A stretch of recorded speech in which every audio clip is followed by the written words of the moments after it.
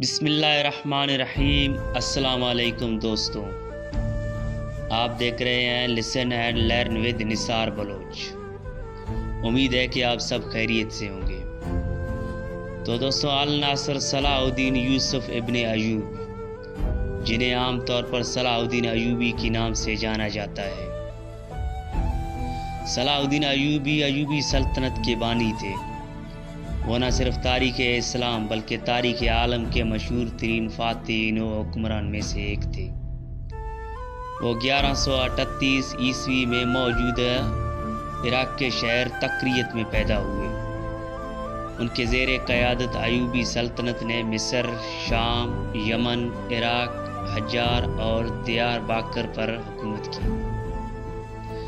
سلطان صلاح الدین ایوبی کو بہادری، فیاضی، حسن خلق، سخاوت اور بردباری کے باعث نہ صرف مسلمان بلکہ مسیحی بھی عزت کی نگاہ سے دیکھتے تھے۔ صلاح الدین کو فاتح بیت المقدس کہا جاتا ہے، جنہوں نے 1187 میں یورپ کے متحدہ افواج کو عبرتناک شکست دے کر بیت المقدس ان سے آزاد کر لیا تھا۔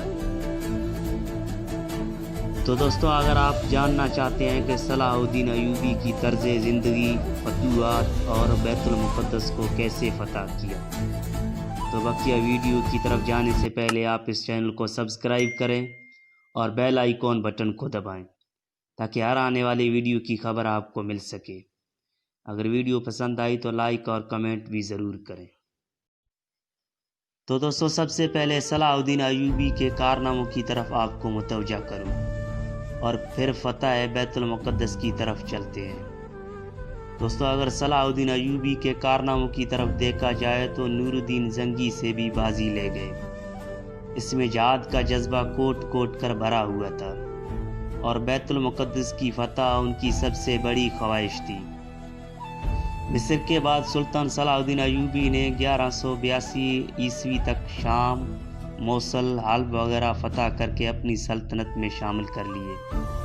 اس دوران صلیبی سردار رینالڈ کے ساتھ 4 سالہ معاہدہ ہو چکا تھا، جس کی روح سے دونوں ایک دوسرے کی مدد کرنے پر پابند تھے، لیکن یہ معاہدہ محض کاغذی اور رسمی تھا۔ صلیبی بدستور اپنی اشغال انگیزوں میں مصروف تھے اور مسلمانوں کے قافلوں کو برابر لوٹ رہے تھے۔ دوستو، پھر یوں ہوا کہ 1186 عیسوی میں مسیحیوں کے ایک ایسے ہی حملے میں رینالڈ نے یہ حصارت کی کہ بہت دیگر مسیحی امراء کے ساتھ مدینہ منورہ پر حملے کی غرض سے حجار مقدس پر حملہ آور ہوا، جس کے نتیجے میں صلاح الدین نے ان کے سرگرمیوں کی روک تھام کے لیے اقدام کیے اور فوراً رینالڈ کی تعقیب کرتے ہوئے حطین میں انہیں گھیر لیا۔ سلطان نے یہیں دشمن کے لشکر پر ایک ایسا آتش گیر مادہ ڈلوایا جس سے زمین پر آگ بھڑک اٹھی۔ چنانچہ اس آتش ماحول میں 1187 عیسوی کو حطین کے مقام پر تاریخ کی خوفناک ترین جنگ کا آغاز ہوا۔ اس جنگ کے نتیجے میں 30,000 مسیحی ہلاک ہوئے اور رینالڈ کے ساتھ باقی سپاہیوں کو قید کر لیا گیا۔ سلطان نے اس کا سر قلم کیا۔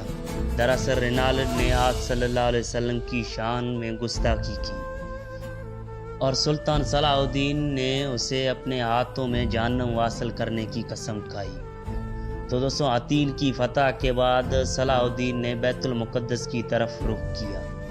ایک ہفتہ تک خون ریز جنگ کے بعد مسیحیوں نے ہتھیار ڈال دیے اور رحم کی درخواستیں کی۔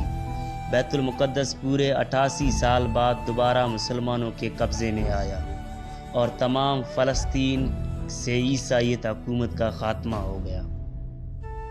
بیت المقدس کی فتح صلاح الدین ایوبی کا عظیم الشان کارنامہ تھا۔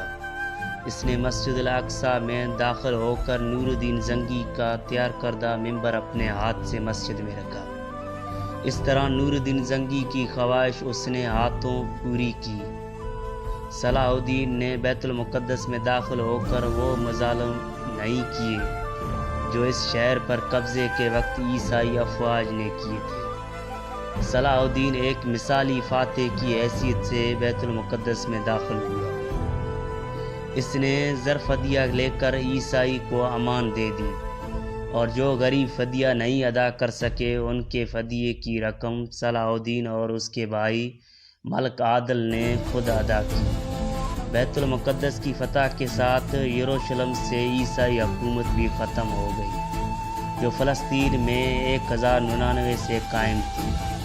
اس کے بعد جلد ہی سارا فلسطین مسلمانوں کے قبضے میں آ گیا۔ بیت المقدس تقریباً 761 سال مسلسل مسلمانوں کی حکومت رہی۔ 1193 عیسوی میں صلاح الدین ایوبی انتقال کر گئے۔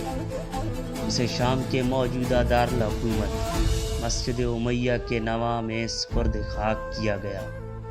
صلاح الدین ایوبی نے کل 20 سال حکومت کی۔ تو دوستو یہ تھے ہمارے نبی پاک صلی اللہ علیہ وسلم کے غلام اور نڈر جرنیل، جس نے اپنے دور حکومت میں اسلام کا نام بلند کیا۔ تو امید ہے کہ آپ کو یہ ویڈیو پسند آیا ہوگا۔ تو میں آپ سے اجازت چاہتا ہوں، اپنا خیال رکھیں، اللہ حافظ۔